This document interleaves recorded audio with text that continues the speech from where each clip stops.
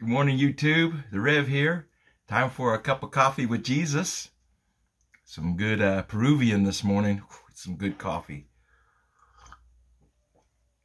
Wish Oklahoma grew good coffee.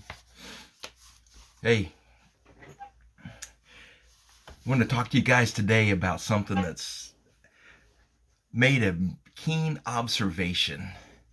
I've had many conversations about this observation. That this generation coming up right now, the ones that are like getting into they're probably from like 27-ish, 26 on down to even like little kids, they see on authenticity, then they recognize it quickly. They have a inherent meter inside of them that they recognize it, like that's authentic and I want it. They see authentic worship. They see authentic preaching. They see authentic actions and mannerisms in people. They notice it and they recognize it and they get on board with it quickly because they want authentic. They don't want the hoopla of all the stuff that people think is authentic. They want the real deal. They want the real Jesus, and they want the real Jesus now. As leaders, we need to recognize that they see and recognize authenticity quickly, and we need to foster it, and that we need to guide them, and then we need to help them. We don't need to turn them into our generation. We just need to guide their generation. But they recognize the authenticity quick. I was somewhere with my daughter once, and it was a preacher. And it was like, within like 2 minutes, she like had turned her head and stopped paying attention. And I was like, what is that? She's like, that's not authentic. I was like, we had a discussion about it. And it's just like, they recognize the authentic quickly. And when we go to Matthew 23. This is out of the Passion Translation this morning. I can go back and read in the NASB or the New King James or King James, but I just like the way people get confused with the Passion Translation because they call it a Passion Translation, but it's really not a translation. It's more like they have digested it for you and put it in a format that's easily spoken. I don't rely on it fully, but I just want to tell you that it's a good reference to go back to. But in this, they put it into the writer puts it in a very proper perspective of the words of Jesus. Matthew 23, verse 25, it says, "Great sorrow awaits you, religious scholars and Pharisees, frauds and impostors. You are like ones who will only wipe clean the outside of the cup or bowl, leaving the inside filthy. You are foolish to ignore the greed and self-indulgence that's like germs within you. You are blind to your evil. Shouldn't the one who cleans the outside also be concerned with the cleaning the inside? You need to have more than clean dishes. You need clean hearts." And that's what these young people recognize. They recognize the heart condition immediately. Immediately, they recognize the authenticity of what's in your heart. They recognize it, and they'll say, I will go the distance with you because I see what's in your heart. It's a good thing that they recognize that. And if they don't recognize the authenticity inside of you, and they're not giving your stamp of approval on it, need to maybe look at ourselves.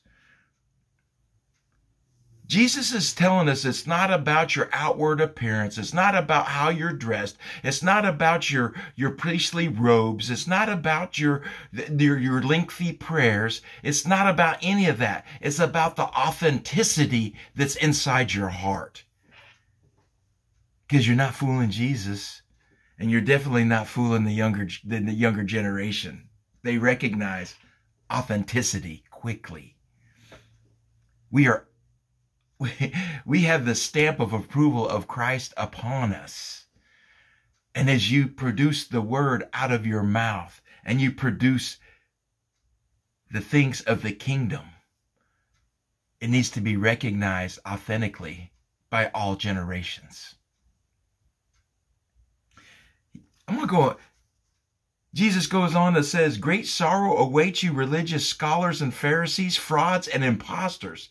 You are nothing more than tombs painted over with white paint, tombs that look shiny and beautiful on the outside and filled with rotting corpses on the inside.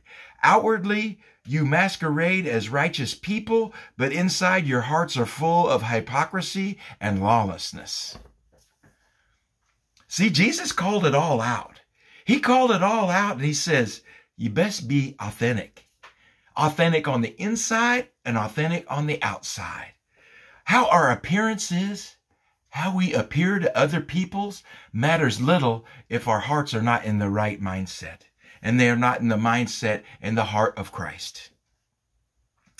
Because like I've said before, if we are fully committed and fully serving Christ,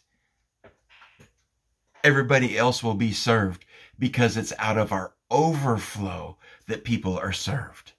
It's out of the overflow of our relationship and covenant with Christ that mankind gets served. That's what Jesus was saying right here. He's saying, can't be like a whitewashed tomb. Can't just have a coat of shiny paint on you. That's like putting lipstick on a pig. It's still a pig. Take care of the heart.